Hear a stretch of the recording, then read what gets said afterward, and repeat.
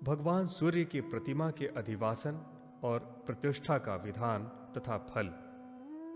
नारद जी बोले, सांब, अब मैं अधिवासन विधि कहता हूं। पवित्र भूमि को लीप कर 5 रंगों से चतुरस्र सुंदर मंडल की रचना करें। पताका, ध्वज, तोरण, छत्र, पुष्पमाला आदि से उसे अलंकृत कर मंडल में कुशा बिछाएं और सूर्य देव की मूर्ति स्थापित करें। भगवान सूर्य का आवाहन कर उन्हें अर्घ्य दें। मधुपर्क तथा वस्त्र, यज्ञोपवीत आदि से पूजन करें और अव्यंग्य अर्पण करें। जिस प्रकार देवताओं को पवित्रक अर्पण किया जाता है, वैसे ही प्रतिवर्ष श्रावण मास में नवीन अव्यंग्य की रचना कर सूर्य नारायण को समर्पित करना चाहिए। इनका यह पवित्रक है। नवीन अव्यंग्य के समर्पण के समय ब्राह्मणों को भोजन कराएं। भगवान की प्रतिमा को सुगंधित द्रव्यों से उपलिप्त कर पुष्पमाला चढ़ाएं तथा धूप आदि दिखाएं। नमः शंभवाय इस मंत्र से भगवान की प्रतिमा को शैया के ऊपर शयन कराएं। संपूर्ण कामनाओं की पूर्ति के लिए इस प्रकार 5 दिन, 3 दिन अथवा एक ही रात्रि प्रतिमा का अधिवासन करें। देवालय के ईशान कोण में उत्तम स्थान के मध्य में कुशा बिछाकर वहां शुक्ल वस्त्रों से सुसज्जित शैया रखें। शैया का सिरहाना पूर्व मुख रखा जाए। उसी शैया पर भगवान सूर्य की प्रतिमा को शयन कराएं। उनके दाहिने भाग में निभुक्षा, वाम भाग में राज्ञी और चरणों के समीप दंडनायक तथा पिंगल को स्थापित करें। उस रात्रि में सूर्य नारायण के समीप जागरण करें। बंदी चारण से स्तुति, नृत्य, गीत आदि उत्सव कराएं। प्रभात होते ही ऋग्वेद के विधान से प्रतिमा का उद्बोधन करें और स्वस्ति वाचन पूर्वक भगवान की पूजा कर ब्राह्मण तथा भोजकों को हविष्ययान भोजन कराएं तथा उन्हें दक्षिणा देकर प्रसन्न करें। अनंतर मंदिर के गर्भगृह में पिंडिका के ऊपर 7 अश्वों से युक्त सुवर्ण का रथ स्थापित कर सूर्य नारायण को अर्घ्य देकर मंगल वाद्यों के साथ जलधारा गिराएं।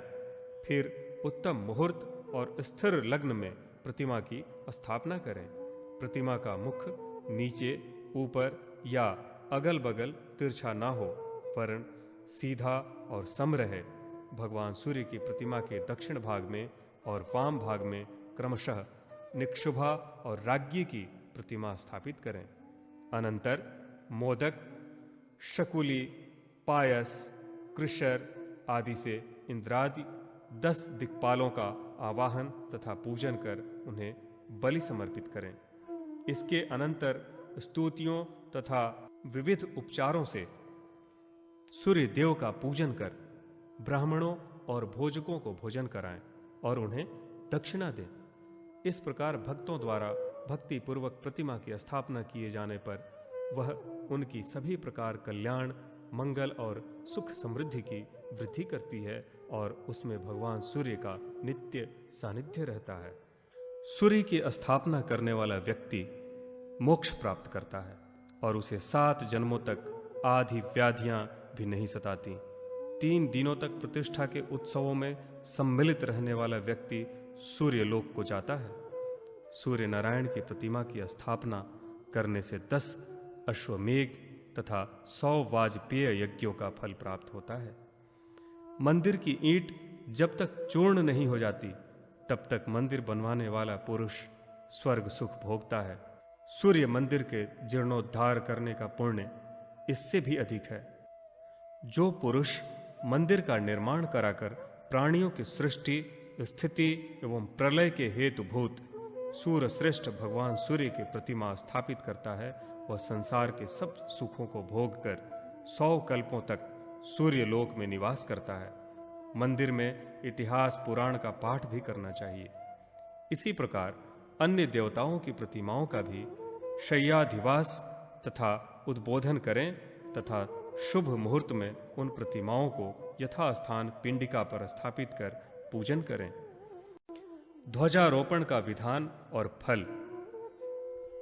नारद जी बोले, सांब, अब मैं ब्रह्मा जी द्वारा वर्णित ध्वजारोपण की विधि बतलाता हूं। पूर्व काल में देवता और असुरों में जो भीषण युद्ध हुआ, उसमें देवताओं ने अपने अपने रथों पर जिन जिन चिन्हों की कल्पना की, वे ही उनके ध्वज कहलाए। उनका लक्षण इस प्रकार है: ध्वज का दंड सीधा, व्रण रहित और प्रसाद के व्यास के बराबर लंबा होना चाहिए, अथवा 4, 8, 10, 16 या 20 हाथ लंबा होना चाहिए। ध्वजा का दंड 20 हाथ से अधिक लंबा न हो और समपर्वों वाला हो। उसकी गोलाई 4 अंगुल होनी चाहिए। ध्वज के ऊपर देवता को सूचित करने वाला चिन्ह बनवाना चाहिए। भगवान विष्णु के ध्वज पर गरुड़, शिव जी की ध्वजा पर वृष, ब्रह्मा जी की ध्वजा पर पद्म, सूर्य देव की ध्वजा पर व्योम, सोम की पताका पर नर, बलदेव की पताका पर फाल सहित हल, कामदेव की पताका पर मकर ध्वज, इंद्र की ध्वजा पर हस्ती, दुर्गा की ध्वजा पर सिंह, उमा देवी की ध्वजा पर गोधा, रेवत की ध्वजा पर अश्व, वरुण की ध्वजा पर कश्यप, वायु की ध्वजा पर हरिण, अग्नि की ध्वजा पर मेष, गणपति की ध्वजा पर मूषक का तथा ब्रह्म ऋषियों की पताका पर कुश का चिन्ह बनाना चाहिए। जिस देवता का जो वाहन हो, वही ध्वजा पर भी अंकित रहता है। विष्णु की ध्वजा का दंड सोने का और पताका पीत वर्ण की होनी चाहिए। वह गरुड़ के समीप रखनी चाहिए। शिव जी का ध्वज दंड चांदी का और श्वेत वर्ण की पताका वृष के समीप स्थापित करें। ब्रह्मा का ध्वज दंड तांबे का और पद्म वर्ण की पताका कमल के समीप रखें। सूर्य नारायण का ध्वज दंड सुवर्ण का और व्योम के नीचे पंचरंगी पताका होनी चाहिए, जिसमें किंकणी लगी रहे एवं पुष्पमालाओं से संयुक्त हो।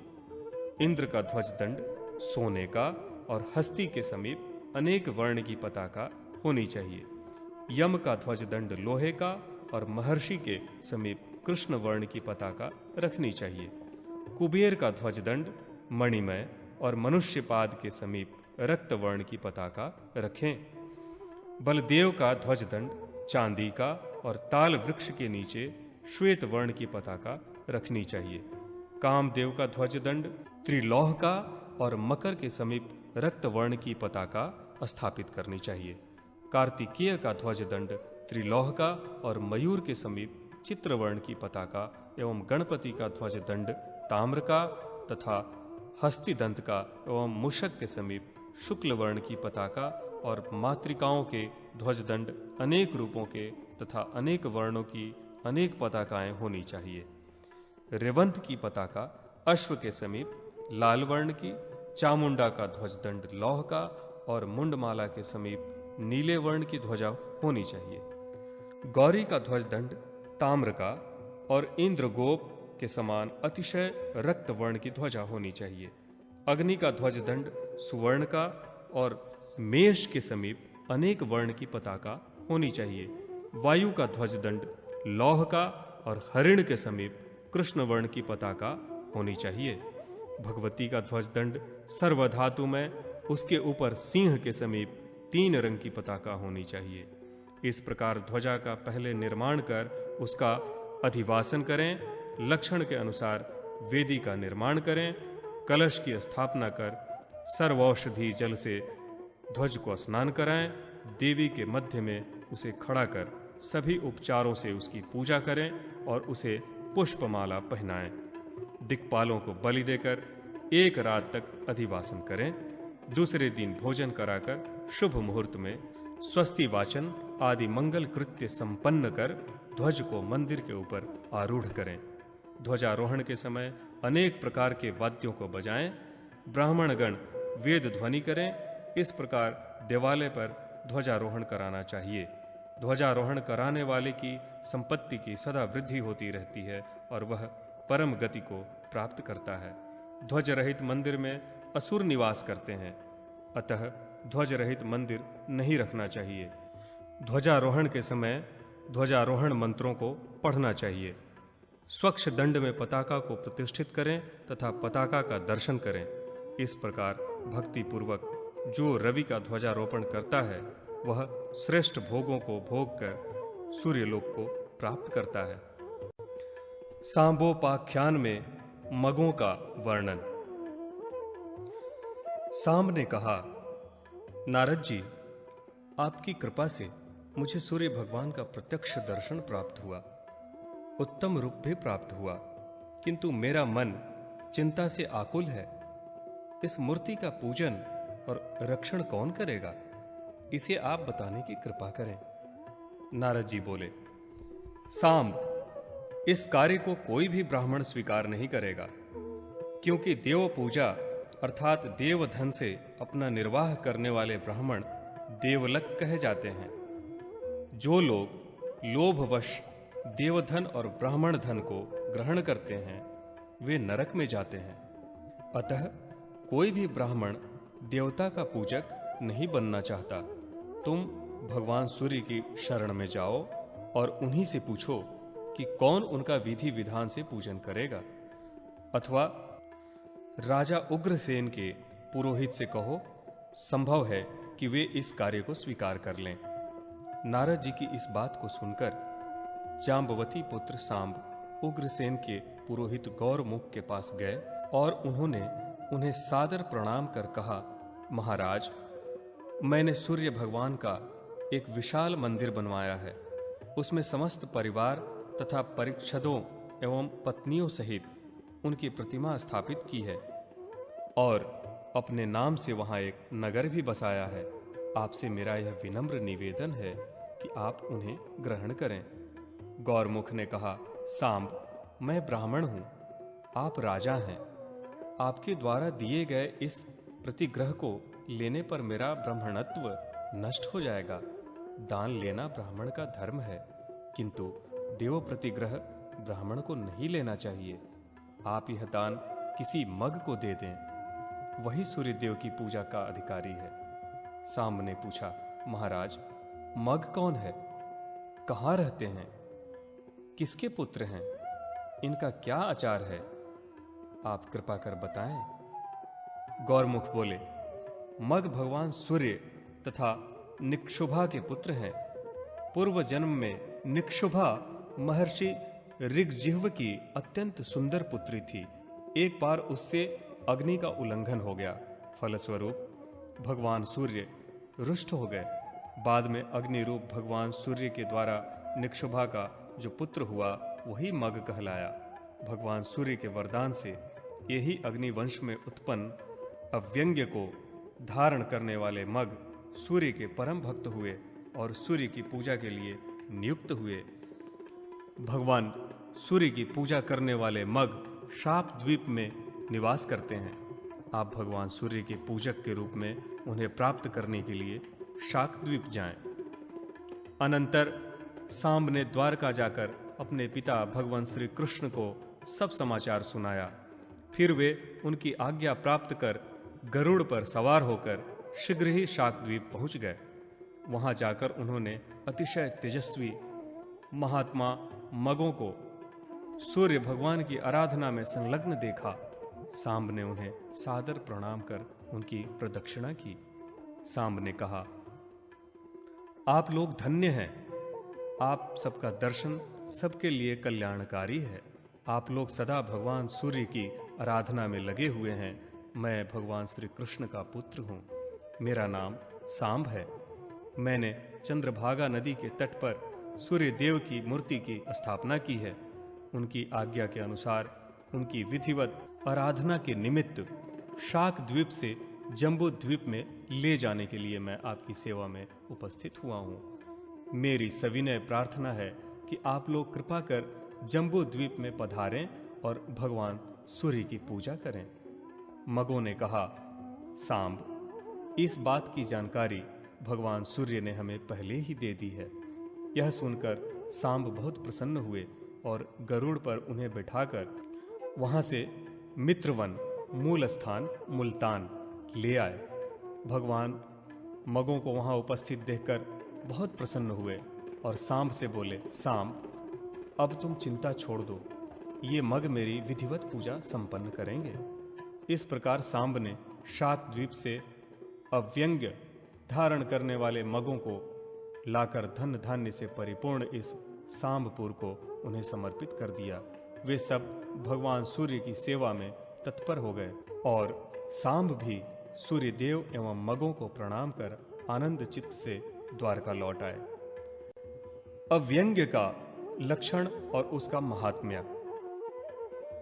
एक बार सांब ने महर्षि व्यास से मगों द्वारा धारण किए जाने वाले अव्यंग के विषय में जिज्ञासा की। व्यास जी ने कहा, सांब, मैं तुम्हें अव्यंग के विषय में बताता हूं, सुनो। देवता, ऋषि, नाग, गंधर्व, अप्सरा, यक्ष और राक्षस ऋतु क्रम से भगवान सूर्य के रथ के साथ रहते हैं। यह रथ वासुकी नामक नाग से बंधा रहता है। किसी समय वासुकी नाग का कंचुक उतरकर गिर पड़ा। नागराज वासुकी के शरीर से उत्पन्न उस निर्मोक को भगवान सूर्य ने सुवर्ण और रत्नों से अलंकृत कर अपने मध्य भाग में धारण कर लिया। इसलिए भगवान सूर्य के भक्त अपने देव की प्रसन्नता के लिए अव्यंग धारण करते हैं। उसके धारण करने से भोजक पवित्र हो जाते हैं और उस पर सूर्य भगवान का अनुग्रह भी होता है। इस अव्यंग को सर्प के केंचुल की तरह मध्य में पोला अर्थात खाली रखना चाहिए। यह एक वर्ण का होना चाहिए। कपास के सूत से बना अव्यंग 200 अंगुल का उत्तम, 120 मध्यम और 108 अंगुल का कनिष्ठ होता है। अतः इससे छोटा नहीं होना चाहिए। यज्ञोपवीत की तरह 8वें वर्ष में अव्यंग धारण करना चाहिए। भोजकों के लिए यह मुख्य संस्कार है। इसके धारण करने से वह सभी क्रियाओं का अधिकारी होता है। यह अव्यंग सर्वदेवमय, सर्वलोकमय और सर्वभूतमय है। इसके मूल में विष्णु, मध्य में ब्रह्मा और अंत में शशांक मौली भगवान शिव निवास करते हैं। इसी तरह ऋग्वेद में, यजुर्वेद में, सामवेद में क्रमशः मूल, मध्य और अग्रभाग में रहते हैं। अथर्ववेद ग्रंथि में स्थित रहता है। पृथ्वी, जल, तेज, वायु, आकाश और भूरलोक, भूवरलोक तथा स्वरलोक आदि 7 लोक अव्यंग में निवास करते हैं। सूर्य भक्त भोजक को सभी समय अव्यंग धारण कर भगवान सूर्य की उपासना करनी चाहिए। सांबोपाख्यान में भगवान सूर्य को अर्घ्य प्रदान करने और धूप दिखाने की महिमा। सुमंतु मुनि बोले, राजन, इस प्रकार व्यास जी के द्वारा अव्यंग के विषय में जानकारी प्राप्त कर सांब नारद जी के पास वापस लौट आए और उन्होंने उनसे सब वृतांत बताकर पूछा, देवर्षे, भोजकों को भगवान सूर्य को स्नान, अर्घ्य, आचमन, धूप आदि किस प्रकार समर्पित करना चाहिए? इसका आप कृपा कर वर्णन करें। नारद जी बोले, सांब, संक्षेप में मैं यह विधि बता रहा हूं, सावधान होकर सुनो। सर्वप्रथम शौचादि से निवृत्त होकर आचमन पूर्वक नदी में या जलाशय में स्नान करना चाहिए। अनंतर स्वर्ण दान कर 3 बार आचमन करें। शुद्ध वस्त्र पहनकर पवित्री धारण कर पूर्वाभिमुख या उत्तराभिमुख हो आचमन करना चाहिए। तदंतर 2 बार मार्जन और 3 बार अभ्युक्षण करें। आचमन के बिना की गई क्रिया निष्फल होती है एवं इसके बिना पुरुष शुद्ध भी नहीं होता। वेद में कहा गया है कि देवता पवित्रता को ही चाहते हैं। आचमन करने के बाद मौन होकर देवालय में जाना चाहिए। आसन पर बैठकर प्राणायाम कर सिर को कपड़े से आच्छादित करें तथा विविध पुष्पों से सूर्य भगवान की पूजा करें। व्याहृत पूर्वक गायत्री मंत्र से गुगुल का धूप दें। फिर भगवान सूर्य के मस्तक पर पुष्पांजलि अर्पित करें। रक्तचंदन, पद्म, करवीर, कुमकुम आदि को जल में मिलाकर ताम्र के पात्र से भगवान सूर्य को अर्घ्य देना चाहिए। अर्घ्य पात्र को हाथ में उठाकर भगवान सूर्य का आवाहन करें तथा दोनों जानुओं पर बैठकर भगवान सूर्य का अपने हृदय में ध्यान करते हुए अर्घ्य प्रदान करें। तीनों काल स्नान कर इस प्रकार जो भगवान सूर्य की आराधना करता है और धूप देता है, वह अश्वमेध यज्ञ का फल प्राप्त करता है और उसे धन, पुत्र तथा आरोग्य की भी प्राप्ति हो जाती है एवं अंत में वह भगवान सूर्य में लीन हो जाता है। उत्तम पुष्पों के न मिलने पर पत्रों से ही पूजन करें, धूप ही दें या भक्ति पूर्वक जल ही सूर्य को समर्पित करें। यदि यह भी न हो सके तो प्रणाम ही करें। प्रणाम करने में असमर्थ हों तो मानसी पूजा करें। यह विधि द्रव्य के अभाव में करनी चाहिए। द्रव्य रहने पर विधि पूर्वक सभी सामग्रियों से पूजन करें। भक्ति पूर्वक सूर्य भगवान की पूजा देखने वाले को भी अश्वमेध यज्ञ का फल मिलता है और सूर्य लोक की प्राप्ति होती है। धूप दान के समय सूर्य का दर्शन करने पर उत्तम गति प्राप्त होती है। सूर्य मंडलस्थ पुरुष का वर्णन। सुमंतु मुनि बोले, राजन, एक बार व्यास जी शंख चक्र गदाधारी नारायण भगवान श्री कृष्ण के दर्शन के लिए द्वारका आए। महातेजस्वी श्री कृष्ण ने पाद्य, अर्घ्य, आचमन आदि से उनका पूजन कर आसन पर उन्हें बिठाया और प्रणाम कर सांब द्वारा लाए गए भोजकों की महिमा तथा उनकी सूर्य भक्ति के विषय में जिज्ञासा प्रकट की। भगवान वेदव्यास बोले, भोजक भगवान सूर्य के अनन्य उपासक हैं और अंत में ये भगवान सूर्य की दिव्य तेजस्वी कला में प्रविष्ट होते हैं। भगवान भास्कर की 3 कलाएं हैं। सूर्य नारायण की प्रथम कला अग्नि में स्थित है, उससे सभी कर्मों की सिद्धि होती है। दूसरी प्रकाशिका कला आकाश में स्थित है। तीसरी कला सूर्य मंडल में है। सविता देवी का यह मंडल अजर एवं अव्यय है। इस मंडल के मध्य में सदात्मक वह परमात्मा पुरुष रूप में स्थित है। वह पुरुष क्षर अक्षर रूप में है। इसको महासूर्य कहते हैं। इसके निष्कल और सकल 2 भेद हैं। तत्वों के साथ सभी भूतों में अवस्थित वह परमात्मा सकल कहा जाता है और तत्वहीन होने पर निष्कल। तृण, गुल्म, लता, वृक्ष, सिंह, वृक, हाथी, पक्षी, देवता, सिद्ध, मनुष्य, जल जंतु आदि सभी की अंतरात्मा में वह व्याप्त है। जब वह परमात्मा दूसरी कला में स्थित होता है तब वह वृष्टि आदि करता है। तीसरी तेजस कला में स्थित होकर अपने भक्तों को मोक्ष देता है। जिस मोक्ष पद को प्राप्त कर वह परम शांति प्राप्त करता है। वह परमात्मा ओंकार स्वरूप है। ओंकार की 3.5 मात्राएं हैं। इसमें अर्ध मात्रा मकार का जो ध्यान करता है उसको सदात्मक ज्ञान होता है। सूर्य नारायण का रूप मकार है। मकार का ध्यान करने से ही ये मग कहे जाते हैं। धूप, माल्य आदि से सूर्य नारायण का पूजन कर वे विविध पदार्थों का भोजन कराते हैं, अतः उनकी भोजक संज्ञा है। भगवान व्यास द्वारा योग ज्ञान का वर्णन। भगवान कृष्ण ने कहा, महामुने, कृपा कर आप भोजकों के सभी ज्ञानों की उपलब्धि का वर्णन करें। व्यास जी ने कहा, यह शरीर अस्थियों पर ही खड़ा है, स्नायुओं से बंधा, चमड़े से ढका एवं रक्त मांस से उपलिप्त है, मलमूत्र आदि दुर्गंध युक्त पदार्थों से भरा है।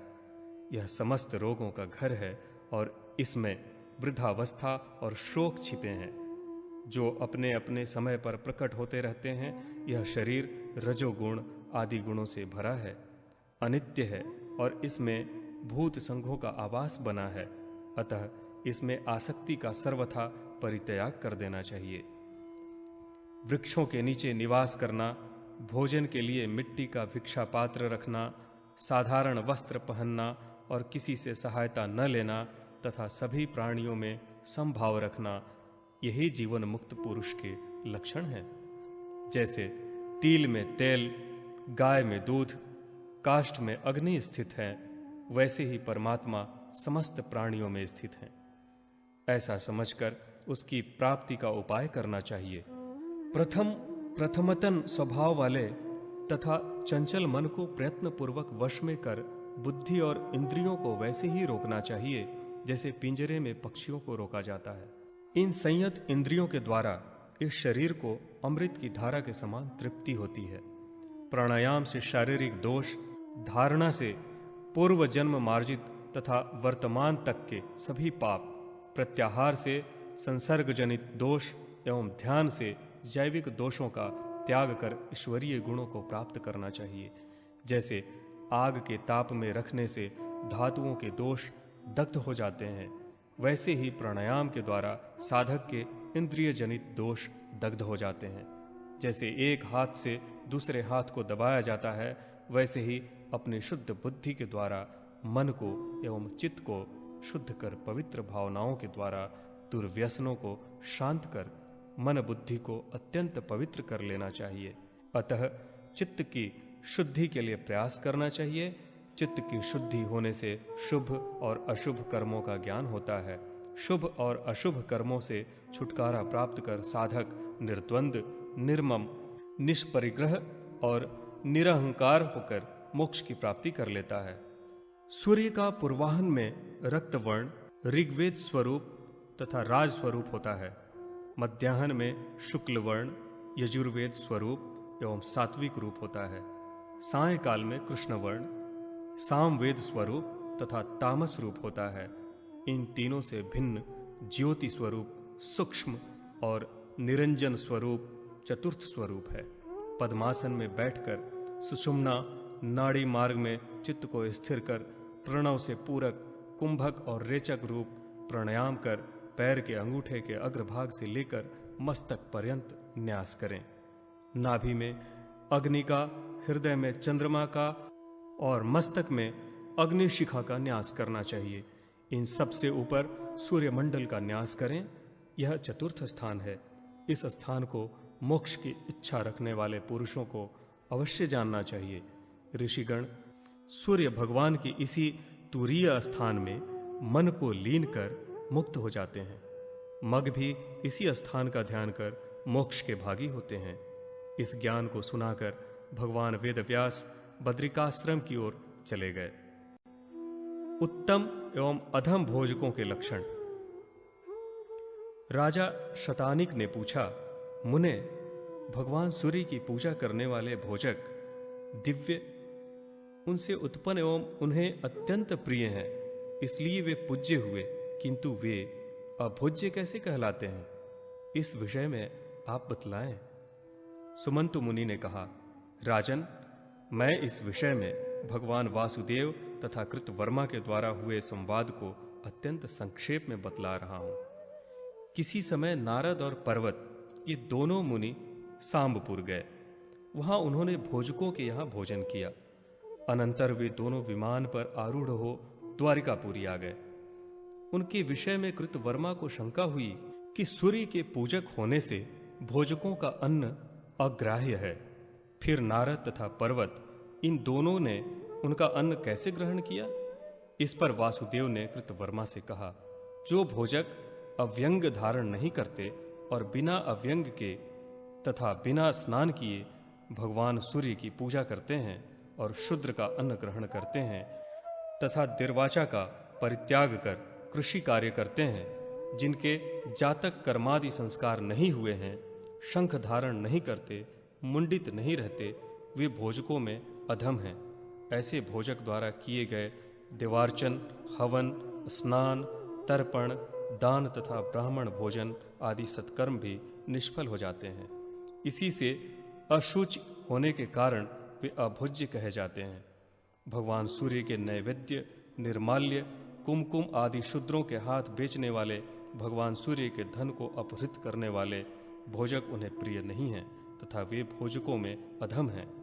जो भोजक भगवान को भोग लगाए बिना भोजन कर लेते हैं, उनका वह भोजन उन्हें नरक प्राप्त कराने वाला बन जाता है। अतः भगवान सूर्य को अर्पण करके ही नैवेद्य भक्षण करना चाहिए। इससे शरीर की शुद्धि होती है। वासुदेव ने पुनः बतलाया, कृतवर्मन, भोजकों की प्रियता के विषय में भगवान सूर्य ने अरुण को जो बतलाया उसे आप सुने। जो भोजक पर स्त्री तथा पर धन का हरण करते हैं, देवताओं तथा वेदों के निंदक हैं, वे मुझे अप्रिय हैं। उनके द्वारा की गई पूजा तथा प्रदान किए गए अर्घ्य को मैं ग्रहण नहीं करता। जो भगवती महाश्वेता का यजन नहीं करते एवं सूर्य मुद्राओं को नहीं जानते तथा मेरे पार्षदों का नाम नहीं जानते, वे मेरी पूजा करने के अधिकारी नहीं हैं और न मेरे प्रिय हैं। इसके विपरीत देव, द्विज, मनुष्य, पितरों की पूजा करने वाले, मुंडित सिर वाले, अव्यंग धारण करने वाले, शंख ध्वनि करने वाले, क्रोध रहित, तीनों काल में स्नान एवं पूजन करने वाले भोजक मुझे अत्यंत प्रिय हैं एवं मेरे पूजन के अधिकारी हैं। जो रविवार के दिन षष्ठी तिथि पड़ने पर नक्त व्रत तथा सप्तमी एवं संक्रांति में उपवास करते हैं एवं मुझ में विशेष भक्ति रखते हैं, मेरे भक्त ब्राह्मणों की पूजा करते हैं तथा देव, ऋषि, पितर, अतिथि और भूत यज्ञ इन पांचों का अनुष्ठान करते हैं, एक भुक्त होकर सूर्य पूजा करते हैं तथा सामवंत सरिक, पार्वण, एकोदिष्ट आदि श्राद्ध संपन्न करते हैं और उन तिथियों में दान देते हैं, वे भोजक मुझे अत्यंत प्रिय हैं। तथा जो भोजक माघ मास की सप्तमी को करवीर पुष्प, रक्त चंदन, मोदक का नैवेद्य, गुगुल, धूप, दूध, शंखादि वाद्य ध्वनि, पताका तथा क्षत्रादि से मेरी पूजा करते हैं, घृत की आहुति देकर हवन करते हैं तथा पुराण वाचक ब्राह्मणों की पूजा करते हैं, वे मुझे प्रिय हैं। इतना कहकर भगवान सूर्य सुमेरु गिरि की ओर बढ़ गए। सुमंत मुनि बोले, राजन, अधिक कहने से क्या लाभ, क्योंकि जैसे वेद में श्रेष्ठ अन्य कोई शास्त्र नहीं, गंगा के समान कोई नदी नहीं, अश्वमेध के समान कोई यज्ञ नहीं, पुत्र प्राप्ति के समान कोई सुख नहीं, माता के समान कोई आश्रय नहीं और भगवान सूर्य के समान कोई देवता नहीं, वैसे ही भोजकों के समान भगवान सूर्य के अन्य कोई प्रिय नहीं है। भगवान सूर्य के कलात्मक चक्र का वर्णन। सुमंतु मुनि बोले, राजन, एक बार महातेजस्वी सांब ने अपने पिता भगवान श्री कृष्ण के हाथ में ज्वाला मालाओं से प्रदीप्त सुदर्शन चक्र को देखकर पूछा, देव, आपके हाथ में यह सूर्य के समान चक्र दिखलाई दे रहा है, यह आपको कैसे प्राप्त हुआ तथा भगवान सूर्य के चक्र को कमल की उपमा कैसे दी गई है, इसे आप बताएं। भगवान श्री कृष्ण बोले, महाबाहो, तुमने अच्छी बात पूछी है, इसे मैं संक्षेप में बतला रहा हूं। मैंने अत्यंत श्रद्धापूर्वक दिव्य 1000 वर्षों तक भगवान सूर्य की आराधना कर इस चक्र को प्राप्त किया है। भगवान भास्कर आकाश में विचरण करते रहते हैं, जिनके रथ चक्र के नाभि मंडल में चंद्र आदि ग्रह अवस्थित हैं। अरों में 12 आदित्य बतलाए गए हैं। पृथ्वी आदि तत्व मार्ग में पड़ने वाले तत्व हैं। इन तत्वों से यह कलात्मक चक्र व्याप्त है। भगवान सूर्य ने अपने इस चक्र के समान ही दूसरा चक्र मुझे प्रदान किया है। इस कमल स्वरूप चक्र के षटदल ही 6 ऋतुएं हैं। कमल के मध्यम में जो पुरुष अधिष्ठ हैं, वही भगवान सूर्य हैं, जो भूत, भविष्य तथा वर्तमान 3 काल कहे गए हैं। वे चक्र की 3 नाभियां हैं, 12 महीने, अरे तथा पक्ष परिधियां हैं। नेमियां दक्षिणायन तथा उत्तरायण 2 अयन हैं। नक्षत्र, ग्रह तथा योग आदि भी इसी चक्र में अवस्थित हैं। स्थूल और सूक्ष्म के भेद से यह चक्र सर्वत्र व्याप्त है। दुष्टों का दमन करने के लिए मैंने इस चक्र को आराधना के द्वारा भगवान सूर्य से प्राप्त किया है। इसलिए ग्रहों और तत्वों से समन्वित इस चक्र की मैं निरंतर पूजा करता रहता हूँ। जो चक्र में स्थित भगवान सूर्य की भक्ति पूर्वक पूजा करता है, वह तेज में भगवान सूर्य के समान हो जाता है। सप्तमी को जो भगवान सूर्य का चक्र अंकित कर उनकी रक्त चंदन, करवीर, पुष्प, कुमकुम, रक्त कमल, धूप, दीप, नैवेद्य, चामर, छत्र एवं फल आदि से पूजा करता है तथा विविध नैवेद्यों का भोग लगाता है, पुण्य कथाओं का श्रवण करता है, वह अपनी संपूर्ण कामनाओं को प्राप्त कर लेता है। इसी प्रकार जो संक्रांति तथा ग्रहण आदि में चक्र की पूजा करता है, उसके ऊपर सभी ग्रह प्रसन्न हो जाते हैं। वह संपूर्ण रोगों और दुखों से रहित हो जाता है तथा समस्त ऐश्वर्यों से युक्त होकर चिरंजीवी होता है। सूर्य चक्र का निर्माण और सूर्य दीक्षा की विधि। सांब ने पूछा, भगवान सूर्य के चक्र का और उसमें स्थित पद्म का कितने विस्तार में किस प्रकार निर्माण करना चाहिए तथा नेमि, अर और नाभि का विभाग किस प्रकार करना चाहिए? भगवान श्री कृष्ण बोले, सांब, चक्र 64 अंगुल का और नेमि 8 अंगुल की बनानी चाहिए। नाभि का विस्तार भी 8 अंगुल का होना चाहिए और पद्म नाभि का 3 गुना अर्थात 24 अंगुल का होना चाहिए। कमल में नाभि, कर्णिका और केसर भी बनाने चाहिए। नाभि से कमल की ऊंचाई अधिक होनी चाहिए। वहीं पर द्वार के कोण में कमल पुष्प के मुख की कल्पना करनी चाहिए। ब्रह्मा, विष्णु, शिव और इंद्र के लिए 4 द्वारों की कल्पना करनी चाहिए। द्वारों को बनाने के पश्चात ब्रह्मा आदि देवताओं का उनके नाम मंत्रों से भक्ति पूर्वक आवाहन कर पूजन करना चाहिए। अर्क मंडल की पूजा के लिए इस यज्ञ क्रिया के अनुरूप दीक्षित होना चाहिए। भगवान सूर्य ने इसे मुझसे पूर्व काल में कहा था। सांब ने पूछा, भगवान, सूर्य चक्र यज्ञ के लिए देवताओं ने किन मंत्रों को कहा है तथा यज्ञ के स्वरूप और क्रम को भी आप बताने की कृपा करें। भगवान श्री कृष्ण बोले, सौम्य, सूर्य नारायण के चक्र में कमल बनाकर पूर्व की भांति हृदय में स्थित भगवान सूर्य का खखोल्क नाम से कमल की कर्णिका दलों में नाम मंत्र पूर्वक चतुर्थयंत विभक्ति और क्रिया लगाते हुए नमः लगाकर अंगन्यास एवं हृदय आदि न्यास तथा पूजन करना चाहिए। हवन करते समय नाम के अंत में स्वाहा शब्द का प्रयोग करना चाहिए।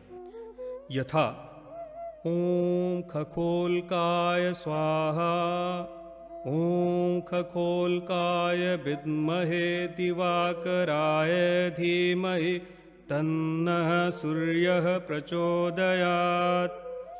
इन 24 अक्षरों वाली सूर्य गायत्री का जप सभी कर्मों में करना चाहिए, अन्यथा कर्मों का फल प्राप्त नहीं होता। यह सूर्य गायत्री ब्रह्म गोत्र वाली सर्व तत्वमयी तथा परम पवित्र है एवं भगवान सूर्य को अत्यंत प्रिय है। इसलिए प्रयत्न पूर्वक मंत्र के ज्ञान और कर्म की विधि को जानना चाहिए। इससे अभिष्ट मनोरथ सिद्ध होता है। सांब ने पूछा, भगवान, आदित्य मंडल में किसकी किस कार्य के लिए और कैसी दीक्षा होनी चाहिए, इसे बताएं।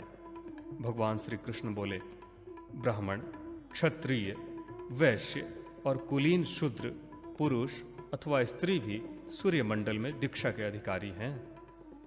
सूर्य शास्त्र के जानने वाले सत्यवादी, शुचि, वेदवेत्ता ब्राह्मण को गुरु बनाना चाहिए और भक्ति पूर्वक उन्हें प्रणाम करना चाहिए।